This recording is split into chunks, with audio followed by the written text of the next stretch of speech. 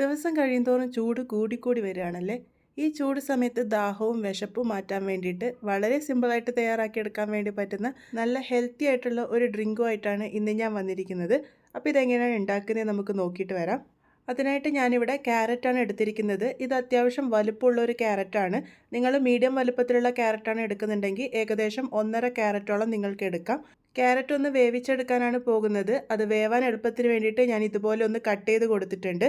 ഇത് ഞാനിപ്പോൾ ഇന്നിവിടെ ആവി കയറ്റി എടുക്കാനാണ് പോകുന്നത്. സ്റ്റീമറിൽ ഒരു 10 മുതൽ 15 മിനിറ്റ് നേരത്തേക്ക് നല്ലപോലെ ആവി കയറ്റി എടുത്തു കഴിഞ്ഞാൽ ഇതുപോലെ സോഫ്റ്റായിട്ട് കിട്ടും.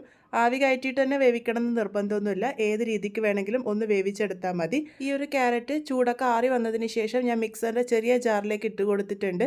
ഇതിൻ്റെ കൂടെ തന്നെ 1/4 കപ്പ് അളവ് പാലാണ് ചേർത്ത് കൊടുക്കുന്നത്. അതുപോലെ തന്നെ 1.5 ടേബിൾ സ്പൂൺ അളവിൽ പഞ്ചസാര കൂടെ ചേർത്ത് കൊടുക്കാം. ഇനി ഇതെല്ലാം കൂടെ നല്ല ഫൈനായിട്ടുള്ള പേസ്റ്റായിട്ട് അരച്ചെടുത്തിട്ടുണ്ട്. ആ ഒരു ക്യാരറ്റ് വെന്ത് വരുമ്പോൾ ഒന്ന് ചെറുതായിട്ട് വെള്ളം ഇറങ്ങി വന്നിരുന്നു. ആ ഒരു വെള്ളം ഞാൻ ഇതിൻ്റെ കൂടെ തന്നെ ചേർത്തിരുന്നു. ഇനി ഇതിലേക്ക് ആവശ്യമായിട്ടുള്ളത് കസ്റ്റേർഡ് പൗഡറാണ്. ഞാനിപ്പോൾ ഇവിടെ ഒരു പാത്രത്തിലേക്ക് 1.5 ടേബിൾ സ്പൂൺ അളവിൽ കസ്റ്റേർഡ് പൗഡർ ഇട്ട് കൊടുത്തിട്ടുണ്ട്. 1.5 ടേബിൾ സ്പൂൺ മാത്രം ഇട്ടാൽ മതി, അതിൽ കൂടുതലായിട്ട് ഇട്ട് കൊടുക്കണ്ട. ഇതിലേക്ക് 1/4 കപ്പ് അളവ് പാലും കൂടെ ചേർത്തിട്ട് നല്ലപോലെ മിക്സ് ചെയ്തെടുക്കാം. ഒട്ടും കട്ടകൾ ഇല്ലാതിരിക്കാൻ വേണ്ടിയിട്ട് ശ്രദ്ധിക്കണം. അപ്പോൾ ദാ ഈ ഒരു രീതിക്ക് ഞാനിവിടെ നല്ല പോലെ തന്നെ മിക്സ് ചെയ്തെടുത്തിട്ടുണ്ട്. ഞാനിപ്പോൾ ഇവിടെ വനില ഫ്ലേവറിലുള്ള കസ്റ്റേർഡ് പൗഡറാണ് ഉപയോഗിച്ചിരിക്കുന്നത്, വേക്ക്ഫീൽഡിൻ്റെ. ഇതെല്ലാം സൂപ്പർ മാർക്കറ്റിലും അവൈലബിൾ ആയിട്ടുള്ളതാണ്. ഇനി ഞാനിവിടെ ഒരു വലിയ പാത്രത്തിലേക്ക് പാൽ ഒഴിച്ചു കൊടുത്തിട്ടുണ്ട്. ടോട്ടലായിട്ട് 1 ലിറ്റർ പാലാണ് ഈ ഒരു റെസിപ്പിക്ക് വേണ്ടിയിട്ട് ആവശ്യമായിട്ടുള്ളത്. അതിൽ 1/2 കപ്പോളം പാൽ നമ്മൾ നേരത്തെ ചേർത്ത് കഴിഞ്ഞു. 1/4 കപ്പ് പാല് ക്യാരറ്റ് അരക്കുമ്പോഴും 1/4 കപ്പ് കസ്റ്റേർഡ് പൗഡർ കലക്കാനും എടുത്തിരുന്നു. ബാക്കി വന്ന പാലാണ് ഒഴിച്ചു കൊടുത്തിരിക്കുന്നത്. ഇതിലേക്ക് 1/2 കപ്പ് അളവ് പഞ്ചസാര കൂടെ ചേർത്ത് കൊടുക്കാം. ഇനി എല്ലാം കൂടെ നല്ലപോലെ ഒന്ന് മിക്സ് ചെയ്തെടുക്കാം. ഒന്ന് ഇടയ്ക്കിടയ്ക്ക് ഇളക്കി കൊടുക്കാൻ വേണ്ടി ശ്രദ്ധിച്ചോളൂ, അല്ലാന്നുണ്ടെങ്കിൽ അടിയിൽ പിടിക്കാനുള്ള സാധ്യതയുണ്ട്. അപ്പോൾ ദാ ഇതുപോലെ പാലൊന്ന് തിളച്ച് വന്നതിന് ശേഷം നമുക്കിതിലേക്ക് നേരത്തെ കലക്കി വെച്ചിരിക്കുന്ന കസ്റ്റേർഡ് പൗഡറിൻ്റെ മിക്സാണ് ചേർത്ത് കൊടുക്കേണ്ടത്. പാല് നല്ലപോലെ തിളച്ച് വന്നതിന് ശേഷം വേണം നമ്മൾ കസ്റ്റേർഡ് പൗഡറിൻ്റെ മിക്സ് ചേർത്ത് കൊടുക്കാൻ. അതുപോലെ തന്നെ കസ്റ്റേർഡ് പൗഡർ ചേർക്കുന്നതിന് തൊട്ട് മുന്നേയായിട്ട് ഒന്ന് നല്ലപോലെ ഇളക്കി കൊടുക്കാൻ വേണ്ടിയിട്ട് ശ്രദ്ധിക്കണം. ഫ്ലെയിം ഏറ്റവും ലോയിൽ വെച്ചിട്ട് കസ്റ്റേർഡ് പൗഡറിൻ്റെ മിക്സ് ചേർത്താൽ മതി. അതിനുശേഷം തുടരെ ഇളക്കി കൊടുത്തുകൊണ്ട് നമുക്കിതൊന്ന് കുക്ക് ചെയ്തെടുക്കണം. ഏകദേശം 10 മുതൽ 15 മിനിറ്റ് നേരത്തേക്ക് മീഡിയം ടു ലോ ഫ്ലെയിമിൽ വെച്ചിട്ടാണ് ഞാനിത് കുക്ക് ചെയ്തെടുത്തിരിക്കുന്നത്. ആ ഒരു സമയമാകുമ്പോഴേക്കും ഇതൊരല്പം കട്ടിയായിട്ട് വന്ന് തുടങ്ങും. ഒരുപാട് കുറുക്കിയെടുക്കേണ്ട ആവശ്യമില്ല, ഈ ഒരു കട്ടിയിൽ മാത്രം എടുത്താൽ മതി. ഞാനിപ്പോൾ ഇവിടെ 10 മിനിറ്റ് നേരത്തേക്കാണ് ഇതൊന്ന് മിക്സ് ചെയ്തെടുത്തിരിക്കുന്നത്. ഇനി ഇതിലേക്ക് നമ്മൾ നേരത്തെ അരച്ച് വെച്ചിരിക്കുന്ന ആ ഒരു ക്യാരറ്റിൻ്റെ പേസ്റ്റാണ് ചേർത്ത് കൊടുക്കുന്നത്. അതും കൂടെ ചേർത്ത് കൊടുത്ത് നല്ലപോലെ മിക്സ് ചെയ്തെടുക്കാം. ആ ഒരു ക്യാരറ്റിൻ്റെ മിക്സ് പാലുമായിട്ട് യോജിച്ച് വരാൻ വേണ്ടിയിട്ട് ഒരല്പം സമയമെടുക്കും. തുടരെ ഇളക്കി കൊടുത്തുകൊണ്ടിരുന്നാൽ മാത്രം മതി, അത് മിക്സായിട്ട് വന്നോളും. അപ്പോൾ ദാ ലോ ടു മീഡിയം ഫ്ലെയിമിൽ വെച്ചിട്ട് ഒരു 2 മുതൽ 3 മിനിറ്റ് നേരത്തേക്ക് നല്ലപോലെ ഇതൊന്ന് കുക്ക് ചെയ്തെടുത്തിട്ടുണ്ട്. ആ ഒരു പാകത്തിന് മാത്രം റെഡിയാക്കി എടുത്താൽ മതി.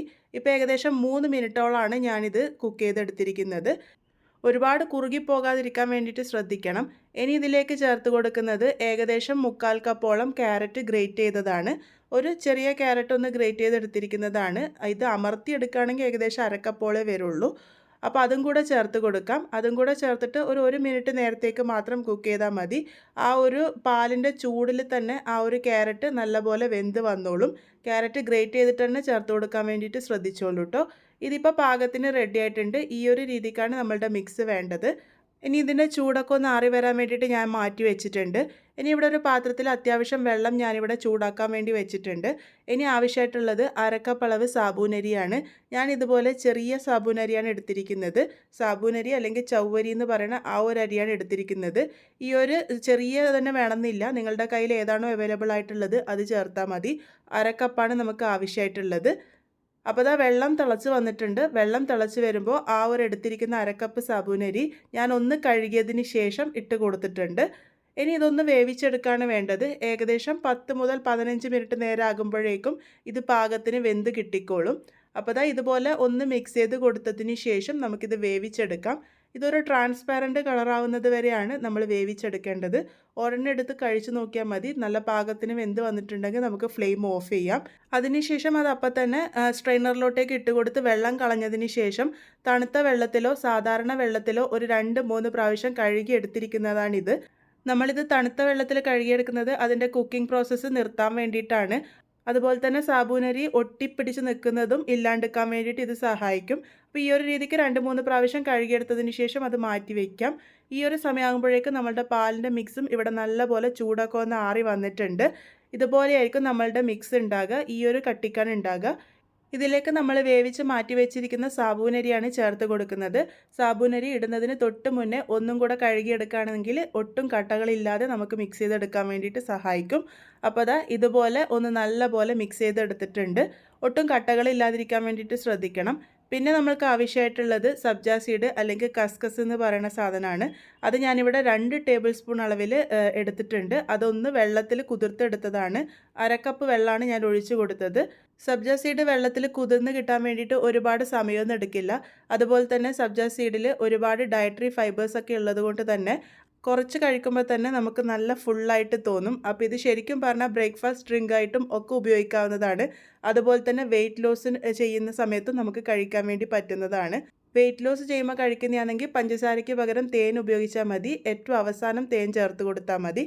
അപ്പോൾ ദാ ഇനി ഇതിലേക്ക് ചേർക്കാൻ വേണ്ടി പോകുന്നത് കുറച്ച് നട്ട്സാണ്. ഞാനിപ്പോൾ ഇവിടെ അണ്ടിപ്പരിപ്പും കുറച്ച് ബദാമുമാണ് എടുത്തിരിക്കുന്നത്. രണ്ടും ഏകദേശം 6 എന്ന അളവിലാണ് ഞാൻ എടുത്തിരിക്കുന്നത്. കയ്യിൽ അവൈലബിൾ ആയിട്ടുള്ള നട്ട്സ് ചേർത്ത് കൊടുത്തോളൂ. ഇനി എല്ലാം കൂടെ ഒന്ന് മിക്സ് ചെയ്തെടുക്കുന്നുണ്ട്. ഏറ്റവും അവസാനമായിട്ട് ഇതിലേക്ക് 1/2 ടീസ്പൂൺ അളവിൽ വാനില എസൻസും കൂടെ ചേർത്ത് കൊടുത്തിട്ടുണ്ട്. ഇത്രയേ ഉള്ളൂ, നമ്മളുടെ ഡ്രിങ്ക് ഇവിടെ പാകത്തിന് റെഡി ആയിട്ടുണ്ട്. ഇത് ഈ ഒരു രീതിക്ക് കഴിക്കാം. അല്ലാന്നുണ്ടെങ്കിൽ ഇതിൻ്റെ രുചി ഒന്നും കൂടെ കൂടാൻ വേണ്ടിയിട്ട് നല്ലപോലെ തണുപ്പിച്ചിട്ട് വേണമെങ്കിലും ഉപയോഗിക്കാവുന്നതാണ്.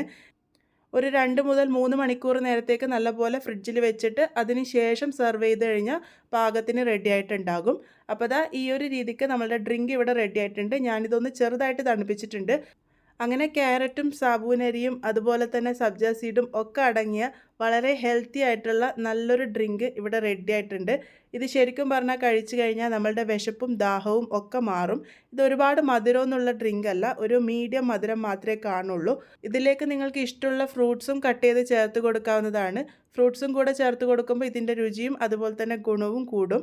അപ്പോൾ ദാ ഇത്രേ ഉള്ളൂ, വളരെ ടേസ്റ്റി ആയിട്ടുള്ള വളരെ ഹെൽത്തി ആയിട്ടുള്ള നമ്മളുടെ ഡ്രിങ്ക് ഇവിടെ റെഡി ആയിട്ടുണ്ട്. നല്ല ചൂട് സമയത്ത് ഇതൊരു ഗ്ലാസ് കഴിച്ചു കഴിഞ്ഞാൽ നമ്മളുടെ വിശപ്പും ദാഹവും ഒക്കെ മാറും. അതുപോലെ തന്നെ വളരെ ഹെൽത്തി ആയിട്ടുള്ളതുമാണ്. അപ്പോൾ എല്ലാവരും ട്രൈ ചെയ്ത് നോക്കുമെന്ന് പ്രതീക്ഷിക്കുന്നു. ട്രൈ ചെയ്തതിന് ശേഷം നിങ്ങളുടെ ഫീഡ്ബാക്ക്സ് അറിയിക്കാൻ വേണ്ടി മറക്കരുത്. വീണ്ടും ഒരു നല്ല റെസിപ്പിയുമായി വളരെ പെട്ടെന്ന് കാണാം.